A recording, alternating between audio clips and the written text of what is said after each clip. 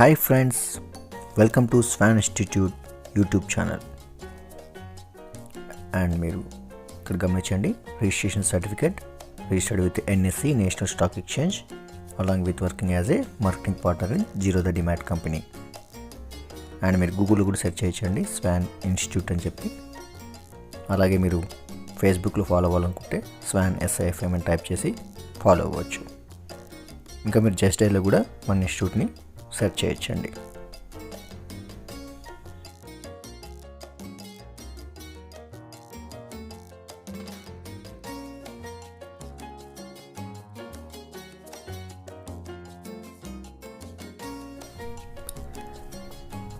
Lakshmi Vilas bank మీద RBI moratorium విధించింది. So ఇటువంటి హాట్ టాపిక్ అయితే ప్రజెంట్ మార్కెట్లో నడుస్తోందండి.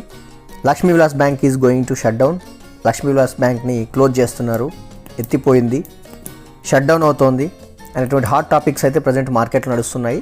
సో యాక్చువల్గా లక్ష్మీ విలాస్ బ్యాంక్ గురించి తర్వాత ఈ హాట్ టాపిక్ గురించి మనం క్లియర్గా తెలుసుకోవడానికి ట్రై చేద్దామండి. Let's move on to the topic. Lakshmi Vilas bank history కనుక మీరు గమనిస్తే, లక్ష్మీ విలాస్ బ్యాంక్ స్టార్ట్ ఎప్పుడైందంటే 1926లో స్టార్ట్ అయిందండి. Lakshmi Vilas bank founded by VSN Ramalinga Chettiar. ఈయనైతే బ్యాంక్ని స్థాపించారు.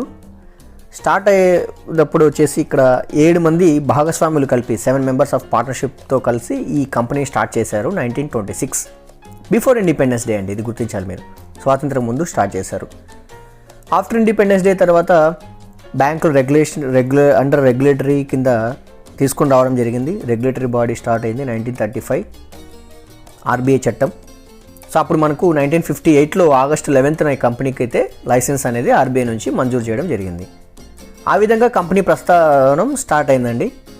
ఈ కంపెనీ యొక్క హెడ్ క్వార్టర్ వచ్చేసి చెన్నై, తమిళనాడు స్టేట్లో ఉందండి చెన్నై హెడ్ క్వార్టర్.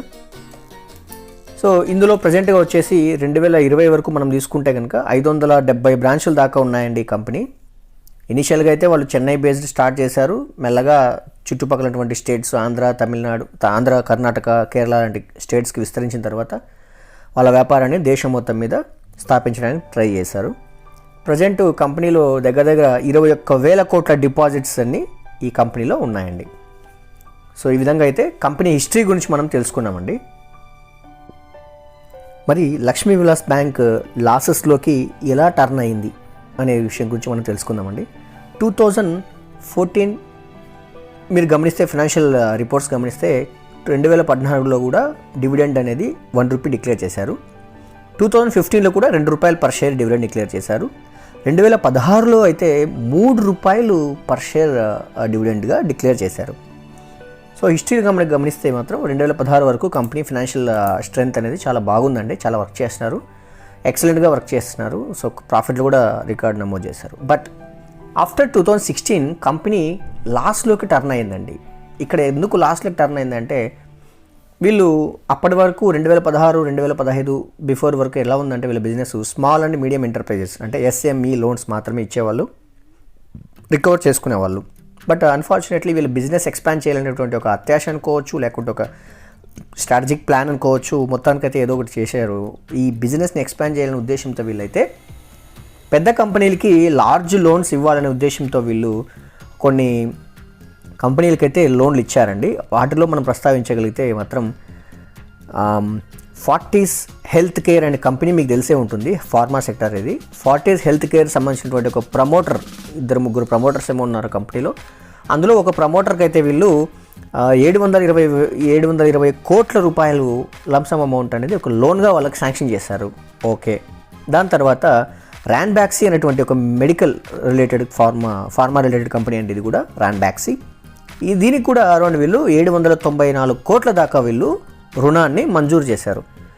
సో ఇక్కడ జరిగినటువంటి పెద్ద మిస్టేక్ అనుకోవచ్చు అండి. వీళ్ళు లోన్స్ అయితే మంజూరు చేశారు, వాళ్ళు తిరిగి పే చేయాలంటే వాళ్ళ కంపెనీ కొలాప్స్ అయినాయి. సో మీరు కావాలంటే గమనించవచ్చు, ఫార్టీస్ హెల్త్ కేర్ కంపెనీ కూడా కొలాప్స్ అయింది, ర్యాన్బాక్సీ కూడా అంతంత మాత్రం బిజినెస్ ఉంది. వీళ్ళు తిరిగి పే చేయడానికి డబ్బు లేదనమాట. సో వాళ్ళకు తిరిగి పే చేయలేనప్పుడు లక్ష్మీ విలాస్ బ్యాంక్కి ఈ వీళ్ళు ఇచ్చినటువంటి లోన్ అనేది ఎన్పిఏగా మారింది. ఎన్పిఏ అంటే నాన్ పర్ఫార్మింగ్ అసెట్ అనమాట. వాళ్ళు ఇచ్చినటువంటి ఆస్తి అంటే డబ్బు తిరిగి పర్ఫామ్ చేయలేదు అంటే దాని మీద ఎటువంటి వడ్డీ వాళ్ళకి లక్ష్మీ విలాస్ బ్యాంక్ రిటర్న్ రాలేదు అంటే లక్ష్మీ విలాస్ బ్యాంక్ ఇది బ్యాడ్ లోన్స్గా పరిగణిస్తారనమాట, బ్యాడ్ లోన్స్గా టర్న్ అయిపోయిందనమాట. సో ఇలా టర్న్ అయ్యేసరికి కంపెనీ 2016 తర్వాత నుండి కూడా లాసెస్ని ఎక్కువగా నమోదు చేయడానికి స్టార్ట్ అయింది. మీరు కావాలంటే ఇక్కడ గమనించవచ్చు, ఇక్కడ నేను మెన్షన్ చేస్తున్నానండి. 2017లో హ్యూజ్గా లాస్ వచ్చింది, 2018లో కూడా లాస్ ఉంది, 2019 కూడా లాస్ ఉంది, 2020లో లాస్ మీరు గమనిస్తే ఒకసారి చూడండి. మీరు సెప్టెంబర్ క్వార్టర్ లాస్ చూస్తే కనుక మీరు -400 కోట్లు ఉందండి. దగ్గర 400 కోట్లు కష్టపడి వాళ్ళు ఒక సంవత్సరంలో నష్టాన్ని నమోదు చేశారు. అదేవిధంగా జూన్ క్వార్టర్ అంటే 2020 జూన్ క్వార్టర్లో చూస్తే 112 కోట్ల లాస్ ఉండింది. సెప్టెంబర్కి మాత్రం ఈ క్వార్టర్కి 400 కోట్లకు పెరిగింది. అంటే దగ్గర 4 times లాస్ని ఎక్కువ నమోదు చేశారు because of this type of bad loans అనమాట. ఇటువంటి పెద్ద బ్యాడ్ లోన్స్ ఎక్కువగా పెరిగేసరికి ఎన్పిఏ అనమాట, నాన్ పర్ఫార్మింగ్ అసెట్స్ ఎక్కువ పెరిగేసరికి కంపెనీకి తిరిగి కోలుకునే శక్తి లేదనమాట. దానికి సరైనటువంటి క్యాపిటల్ కానీ వాళ్ళ యొక్క స్ట్రాటజీ ప్లాన్స్ కానీ లేకపోయేసరికి ఈ కంపెనీ అయితే లక్ష్మీ విలాస్ బ్యాంక్ అనేటువంటి కంపెనీ లాస్ట్లోకి టర్న్ అయిందని చెప్పొచ్చు మనం 2016. సో 2016 అనేది కీ ఇయర్గా ఈ కంపెనీ కొలాప్స్ అవ్వడానికి డిసైడ్ అయిందని మనం చెప్పచ్చు. సో మొత్తానికంటే ఏంటంటే లక్ష్మీ విలాస్ బ్యాంక్ వచ్చేసి 93 సంవత్సరాల వసంతాలు కంప్లీట్ చేసుకుని 94 సంవత్సరంలో అడుగుపెట్టింది. అన్ఫార్చునేట్లీ 100 ఇయర్స్ కంప్లీట్ అవుతుందని అందరూ భావించారు. బట్ అన్ఫార్చునేట్లీ కంపెనీ లాసెస్ లెక్క టర్న్ అయ్యేసరికి కంపెనీ అధోగతికి పాలైందని మనం ఇక్కడ గుర్తించవచ్చు. అదేవిధంగా మీరు 2016లో 2015, 14, 15 అటువంటి కాలంలో మీరు షేర్ ప్రైస్ గమనిస్తే షేర్ మార్కెట్లో Lakshmi Vilas bank share price around 200 rupees, more than 200 rupees share price నడుస్తూ ఉందండి 2015, 16, 17 కూడా. అక్కడ నుండి 2020 మీరు గమనిస్తే 2020 నవంబర్లో ఈ మానిటోరియం అయితే ఏదైతే నమోదు చేశారో అప్పటి వరకు మీరు గమనిస్తే మాత్రం లోయెస్ట్ సర్క్యూట్ టచ్ అయిందండి. అంటే దగ్గర 10 రూపాయల కంటే బిలో నడుస్తుంది షేర్ ప్రైస్, 9 రూపాయలు నడుస్తున్నటువంటి షేర్ ప్రైస్ మీరు గమనించవచ్చు. సో ఎంత హ్యూజ్ డౌన్ఫాల్ స్టార్ట్ అయిందో మీరు ఒకసారి ఈ యొక్క కంపెనీ యొక్క మార్కెట్ షేర్ ప్రైస్ మీరు గమనించవచ్చు. ఓకే, కంపెనీ అయితే కొలాప్స్ అయినసరికి వాళ్ళు ఒక స్ట్రాటజీ ప్లాన్ స్టార్ట్ చేశారండి. ఇలా అయితే మన వ్యాపారాన్ని కొనసాగించడం చాలా కష్టమవుతుందన్న ఉద్దేశంతో వీళ్ళు మెర్జింగ్ చేయాలనేటువంటి ప్రపోజల్ని స్టార్ట్ చేశారు. మెర్జింగ్ అంటే కంపెనీని ఇంకొక కంపెనీతో మెర్జ్ అవ్వడం, లేదా కంపెనీని పూర్తిగా ఓనర్షిప్ ఇంకొకరు వచ్చి కొనుక్కోవడం అనమాట. సో ఈ విధంగా అయితే మెర్జింగ్ ప్రపోజల్స్ స్టార్ట్ చేశారంటే 2015, 16 కాలం నుంచి వీళ్ళు అయితే ప్లాన్ చేశారు.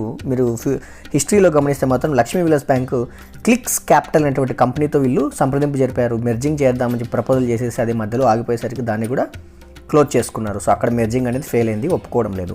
సో తర్వాత లక్ష్మీ విలాస్ బ్యాంక్ అదే next India bulls housing finance company మీకు అందరికీ తెలిసే ఉంటుంది. ఇద్దరు యాక్సెప్ట్ అయ్యింది, ఇండియా బుల్స్ హౌసింగ్ ఫైనాన్స్ తర్వాత లక్ష్మీ విలాస్ బ్యాంక్ మెర్జ్ అవుదామని చెప్పి ప్రపోజల్ స్టార్ట్ చేశారండి. దీనికి మాత్రం ఆర్బీఐ నుంచి సరైనటువంటి రెస్పాన్స్ లేదు, ఆర్బీఐ యాక్సెప్ట్ చేయలేదండి వీళ్ళ యొక్క ప్రపోజల్. బికాజ్ దర్ ఈజ్ కొన్ని కీ ఇంపార్టెంట్ పాయింట్స్ని వీళ్ళైతే ఫాలో అవ్వలేదు. అందుకోసం reserve bank of India, India bulls housing finance, Lakshmi Vilas bank యొక్క మెర్జర్ని అయితే వీళ్ళు ఒప్పుకోలేదండి, యాక్సెప్ట్ చేయలేదు. సో అది కూడా మెర్జర్ అనేది ఫెయిల్యూర్ అయింది. దీంతో పాటుగా కొన్ని 2, 3, 4 ఐదర్ ఎన్బిఎఫ్సి కంపెనీస్తో కావచ్చు, లేకుంటే బ్యాంకింగ్ కంపెనీస్తో కూడా వీళ్ళు సంప్రదింపులు చేశారండి. చేసినప్పటికీ అవైతే టాక్స్ వరకే నిలబడింది, బట్ కార్యాచరణలోకి రాలేకపోయింది. సో కొన్ని ఇంటర్నల్గా మనకు తెలియదు, ఇంటర్నల్ ఇష్యూస్ వల్ల అయితే మెర్జింగ్ అనేది ఆగిపోయింది. బట్ ఫైనల్గా 2020లో మాత్రం after corona so Lakshmi Vilas bank మళ్ళీ ఒక కొత్త ప్రపోజల్తో స్టార్ట్ అయింది. ఈసారి డిబిఎస్ బ్యాంక్తో స్టార్ట్ అయింది. డిబిఎస్ బ్యాంక్ వచ్చేసి ఇది హోలీ ఓన్డ్ కంపెనీ వచ్చేసి సింగపూర్ అండి. DBS development bank of Singapore, అదే ఇండియాలో కూడా సబ్సిడరీ బ్రాంచ్ ఉందండి. దీనికి డిబిఎస్ఐఎల్ అంటారు, దాన్ని development bank of Singapore India limited అంటారు. సో ఇక్కడ స్టార్ట్ అయింది. సో డిబిఎస్ బ్యాంక్ అనేది ఇంట్రెస్ట్ చూపించింది, లక్ష్మీ విలాస్ బ్యాంక్ కూడా యాక్సెప్ట్ చేసింది. ఇద్దరు కూడా ఒక అండర్స్టాండింగ్ వచ్చారు. ఇప్పుడు ఈసారి కొత్త ప్రపోజల్తో స్టార్ట్ అయ్యి ఆర్బీఐకి అప్రూవల్ కోసం అప్లై చేశారండి. ఈసారి మాత్రం ఆర్బీఐ అప్రూవ్ చేసింది. సో అప్రూవ్ చేసిన తర్వాత అయితే వీళ్ళ యొక్క కష్టాలని గట్టెక్కిస్తారనేటువంటి ఉద్దేశంతో లక్ష్మీ విలాస్ బ్యాంక్ అనేది డిబిఎస్ బ్యాంక్తో మెర్జింగ్కి పోవడానికి సాధ్యపడింది. సో దీనికైతే ఆర్బీఐ నుంచి అప్రూవల్ జరిగింది. బట్ గవర్నమెంట్ ఆఫ్ ఇండియా నుంచి మాత్రం మనకు ఒక ఫైనల్ అప్రూవల్ రావాల్సి వస్తుంది. Because DBS is a Singapore country related company కాబట్టి మనకైతే ఫారెన్ డైరెక్ట్ ఇన్వెస్ట్మెంట్స్ కానీ ఇలాంటి కొన్ని పర్మిషన్స్ కావాలండి. వీటి ద్వారా పర్మిషన్ వస్తే మాత్రం ఫైనల్ అప్రూవల్ కోసం వెయిట్ చేస్తున్నారు. ఇది వచ్చిన వెంటనే డిబిఎస్ బ్యాంకుగా ఇదైతే పరిగణలోకి మారిపోతుంది.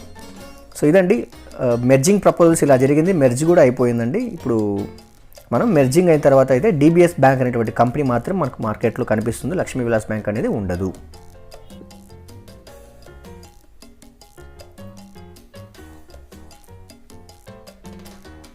సో కమింగ్ టు హిస్టరీ తీసుకుందామండి ఒకసారి. కొన్ని చాలా కంపెనీలు ఉన్నాయండి, not only Lakshmi Vilas bank ఇప్పుడు ఎందుకు ఫెయిల్ అయిందనేసి మనకు అర్థమైంది. సో బ్యాడ్ లోన్స్ ఎక్కువైపోయాయి, వాళ్ళ యొక్క మేనేజ్మెంట్ సరిగా లేదు, అందువల్ల కంపెనీ అనేది కొలాప్స్ అవుతూ ఉందని చెప్పి మనం ఇక్కడ గమనిస్తున్నాము. హిస్టరీలో కనుక గమనిస్తే ఒకసారి కొన్ని especially banking sector, NBFC non banking finance company sector విషయానికి వస్తే మాత్రం కొన్ని కంపెనీలు ఇలాగే డీలా పడ్డాయండి. అవేంటి ఒకసారి చెక్ చేద్దామంటే ఒకసారి ఎస్ బ్యాంక్ అండి. ఎస్ బ్యాంక్ అయితే మీ అందరికి తెలిసిందే. ఎస్ బ్యాంక్ కూడా ఇలాంటి ఎన్పిఎస్ అన్ని రైజ్ అయ్యేసరికి మొండి బకాయిలు పెరిగాయి, వాళ్ళ కంపెనీ యొక్క తిరిగి కోలుకోలేని పరిస్థితులకి వెళ్ళిపోయేసరికి ఎస్ బ్యాంక్ కూడా కొలాప్స్ అయింది. ఎస్ బ్యాంక్ కూడా ఇటువంటి చరిత్ర కలిగినదండి, బ్యాడ్ హిస్టరీ కలిగినటువంటి కంపెనీ. బట్ అన్ఫార్చునేట్లీ కొన్ని బ్యాంక్స్ అన్నీ కలిపి ఇన్వెస్ట్మెంట్ పోగు చేసుకొని ఎస్ బ్యాంక్లో ఇన్వెస్ట్మెంట్ పెట్టారు, ఆ వచ్చిన డబ్బులతో మళ్ళీ తిరిగి కోలుకుంది. బట్ మొత్తానికైతే ఎస్ బ్యాంక్ కూడా ఇటువంటి పరిస్థితి ఫేస్ చేస్తుందండి, బట్ వేరే వాళ్ళతో మెర్జ్ అవ్వలేదు. సో ఎస్ బ్యాంక్ కూడా ఇలాగా మన హిస్టరీలో చూసామండి. దాని తర్వాత డిహెచ్ఎఫ్ఎల్ కూడా చూసామండి, దేవాన్ హౌసింగ్ ఫైనాన్స్ లిమిటెడ్. డిహెచ్ఎఫ్ఎల్ అని చెప్పి మీరు వినే ఉంటారు, షారుఖ్ ఖాన్ యాడ్కి వస్తారండి. డిహెచ్ఎఫ్ఎల్ కంపెనీ కూడా కొలాప్స్ అయింది. సో ఎక్కువగా మొండి బకాయిలు పెరిగాయి, తిరిగి లోన్స్ రికవరీ చేసుకోలేకపోయారు. తర్వాత ఐఎల్&ఎఫ్ఎస్ ఇంజనీరింగ్ ఇన్ఫ్రాస్ట్రక్చర్ కంపెనీ అండి, ఇది కూడా బిగ్గెస్ట్ కొలాప్స్ అయింది కంపెనీ. దీంతోపాటు మనకు పిఎంసి బ్యాంక్ అండి, పిఎంసి మీరు వినే అంటారు, Punjab and Maharashtra cooperative bank. ఇది కోఆపరేటివ్ బ్యాంక్ అండి. 2016-17 తర్వాత బిగ్గెస్ట్ స్కామ్ జరిగిందండి పిఎంసి బ్యాంక్లో కూడా. సో అప్పుడు మాత్రమే ఆర్బీఐ మేల్కొని తర్వాత కోఆపరేటివ్ సహకార అటువంటి బ్యాంక్స్ కూడా వీళ్ళు ఆర్బీఐ కింద రెగ్యులేట్ చేయడం స్టార్ట్ చేశారు. So PMC banks insolvency position వచ్చినప్పుడు కూడా మీరు చూసారండి, మానిటోరియం విధించారు బ్యాంకు మీద. కొన్ని పరిమితులు అనమాట, డిపాజిట్ తీసుకున్న తర్వాత మినిమం అమౌంట్ డిపాజిట్ చేయాలి, మినిమం అమౌంట్ విత్డ్రా చేయాలనేటువంటి లిమిట్స్ కూడా అనౌన్స్ చేశారు ఆర్బీఐ. తర్వాత హెచ్డిఐఎల్ అనేటువంటి కంపెనీ ఉంది, housing development India limited company, అది ఒకటి ఉంది. తర్వాత ధనలక్ష్మి బ్యాంక్ కూడా ఉందండి. ధనలక్ష్మి బ్యాంక్ కూడా ఇలాంటి పరిస్థితుల్ని ఫేస్ చేసి కొలాప్స్ అయినటువంటి హిస్టరీ తీసుకుంటే మీరు. సో మొత్తానికైతే ప్రజెంట్ నోట్ హాట్ టాపిక్లో ఆర్బీఐ ఇంపోజ్ చేసిందంటే మారిటోరియం లక్ష్మీ విలాస్ బ్యాంక్ మీద. సో దీన్ని బట్టి ఏమర్థమైందంటే ఎవరైనా సరే డిపాజిట్ చేశారనుకోండి, ఇందులో నుంచి మీరు రోజుకి 25,000 రూపాయలు మాత్రమే మీరు విత్డ్రా చేసుకోవచ్చు. మిగతా అమౌంట్ మీది ఫర్ ఎగ్జాంపుల్ మీది 10 లక్షలు ఉందండి మీ లక్ష్మీ విలాస్ బ్యాంక్ అకౌంట్లో, బట్ మీరు మాత్రం రోజుకి 25,000 మాత్రమే విత్డ్రా చేసుకోవచ్చు. సో మరి ఎప్పటిదాకా మనం ఇలా ఉంటుంది, మనకు ఆంక్షలు ఎలా ఉంటాయి మనకు డిపాజిట్స్ మీద అంటే అప్ టు December 16 వరకు మాత్రమే ఉంటుందండి, December 16, 2020 వరకు. Because moratorium period is only 1 month from November 16 నుంచి December 16 వరకు మాత్రమే. సో ఆఫ్టర్ December 16 తర్వాత ఇది ఫినాన్షియల్ స్టేబుల్ అయిన తర్వాత ఆర్బీఐ మళ్ళీ కావాలనుకుంటే మారిటోరియం పొడిగించవచ్చు, లేదంటే అక్కడికి స్టాప్ చేసిన తర్వాత యాజ్ యూజువల్గా మనకు జరుగుతోంది ఈ మెర్జింగ్ ప్రాసెస్ అనేది డిబిఎస్ బ్యాంక్తో. మెర్జ్ అయిందనుకోండి యాజ్ యూజువల్గా ఆర్బీఎల్ బ్యాంక్ అనేది స్టార్ట్ అవుతుంది. సో ఇది అండి.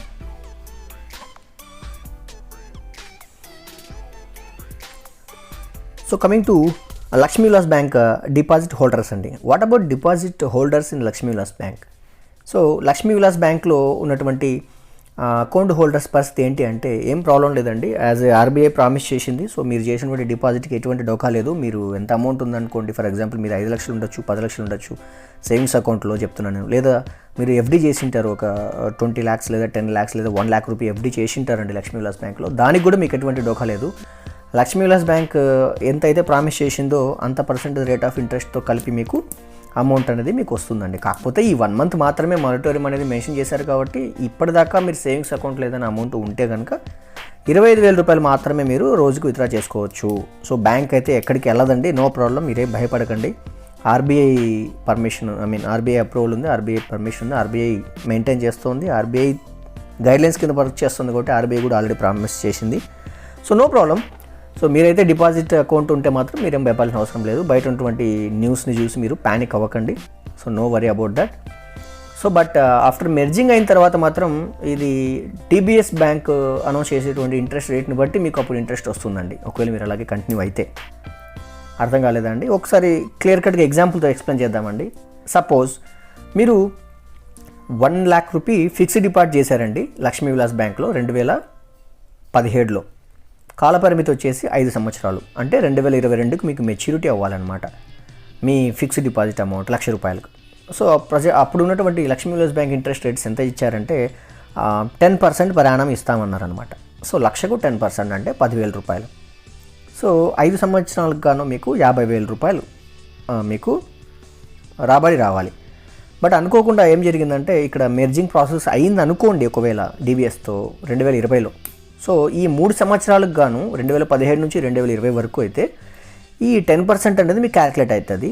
2020 తర్వాత మెర్జ్ అయిన తర్వాత DBS బ్యాంక్ అనేది ఫర్ ఎగ్జాంపుల్ వాళ్ళు ఇంట్రెస్ట్ రేట్ వచ్చేసి ఒక 7% అన్నారనుకోండి, వాళ్ళు మార్చారనుకోండి. సో మీకు రిమైనింగ్ ఈ 5 ఇయర్స్లో 3 ఇయర్స్ అయిపోయింది, రిమైనింగ్ 2 ఇయర్స్కి మాత్రం మీకైతే 7% per annum మాత్రమే మీకు వస్తుంది.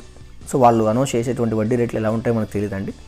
లేదా మీరు లక్కీ పర్సన్స్ అయితే వాళ్ళు DBS బ్యాంక్ వాళ్ళు 12% అన్నారనుకోండి, ఎస్ యూ విల్ గెట్ మీకు 12% per annum అంటే 12,000 చొప్పున మీకు రావచ్చు. సో ఇది ఏదైతే ఏంటంటే మీకు ఫిక్స్డ్ డిపాజిట్ కానీ టర్మ్ డిపాజిట్స్ కానీ ఏమైనా కాలపరిమితి ఉన్నటువంటి డిపాజిట్స్ మీద ఇంట్రెస్ట్ రేట్లు అనేది DBS బ్యాంక్ అనుగుణంగా మారుతాయి అన్నమాట.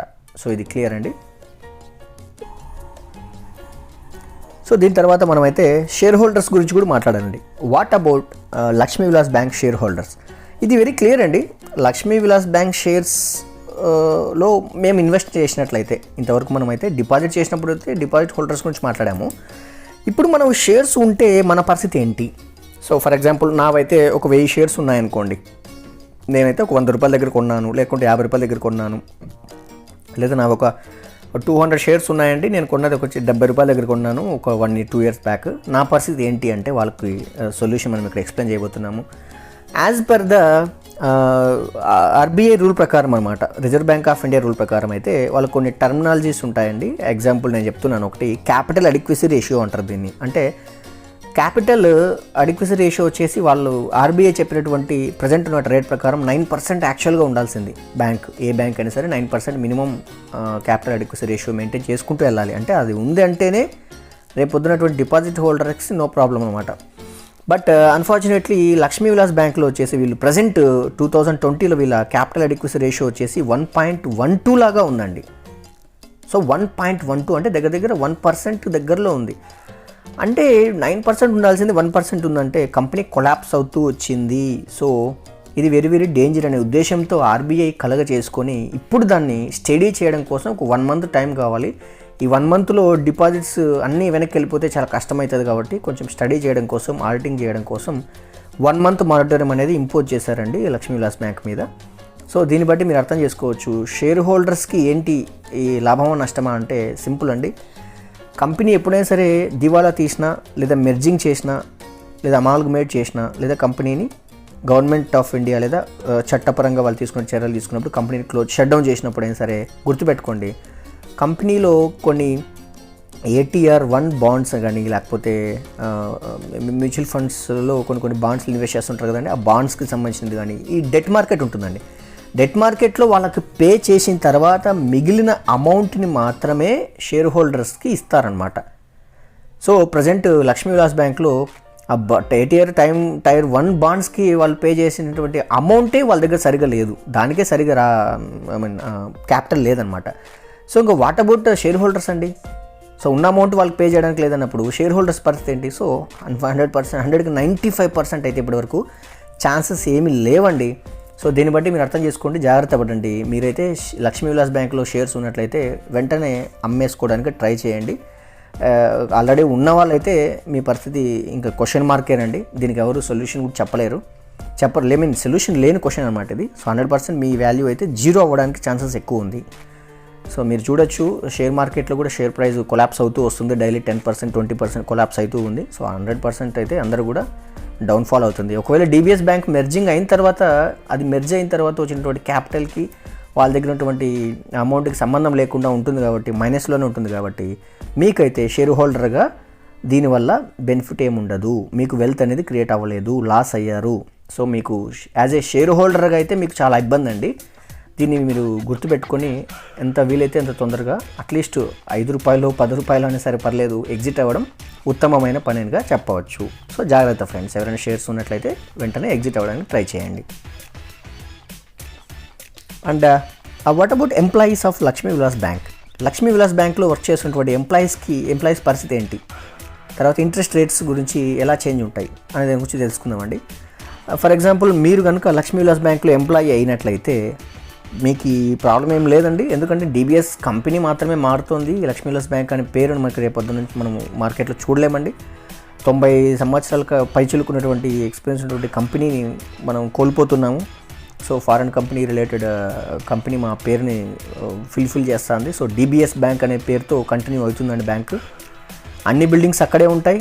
లక్ష్మీ విలాస్ బ్యాంక్ ఎక్కడ ఉందో DBS బ్యాంక్ కూడా పేరు బోర్డు మాత్రం మారుతుందండి. సిగ్నేచర్, సీల్, ఎవ్రీథింగ్ అన్ని మేనేజ్మెంట్ అంతా మారిపోతుంది, DBS వాళ్ళ చేతిలోకి వెళ్ళిపోతుంది. బట్ ఉన్నట్లుండి ఎంప్లాయీస్ని అయితే అంతమందిని తీసేసి మళ్ళీ రిక్రూట్ చేయడానికి 100% ఇంపాసిబుల్ అండి. సో యాజ్ యూజువల్గా ఉన్నటువంటి లక్ష్మీ విలాస్ బ్యాంక్లో ఉన్నటువంటి ఎంప్లాయీస్ అలాగే కంటిన్యూ అవుతారు under the management of DBS bank అనమాట. సో ఇది అనమాట. తర్వాత ఇంట్రెస్ట్ రేట్స్ గురించి ప్రస్తావించడానికి వస్తే ఇందాక మనం ఎక్స్ప్లెయిన్ చేసినట్లు merging before Lakshmi Vilas bank ఎంత ప్రామిస్ చేసిందో అంతవరకు మనకు లక్ష్మీ విలాస్ బ్యాంక్ చెప్పినటువంటి ఇంట్రెస్ట్ రేట్స్ మనకు అట్లే వర్తిస్తాయండి. మెర్జింగ్ అయిన తర్వాత మాత్రం DBS బ్యాంక్ కొత్తగా అనౌన్స్ చేసినటువంటి ఇంట్రెస్ట్ రేట్స్ పాత FD రేట్ల మీద కానీ సేవింగ్స్ అకౌంట్స్ మీద కానీ ఆ రేట్లు వర్తిస్తాయండి. సో ఇది క్లియర్గా గుర్తుపెట్టుకోండి. దీన్ని బట్టి మీరు డిపాజిట్స్ ఉండాలా లేదా అని ఆలోచించుకొని గుర్తుపెట్టుకోండి. తర్వాత ఎంప్లాయీస్ కూడా మీరు ఆలోచించండి, దీంట్లో కంటిన్యూ అవ్వాలన్నా లేదా గ్రోత్ ఉంటుందా లేదా అనే విషయం మీద మీరు ఆలోచించాల్సి వస్తుందండి.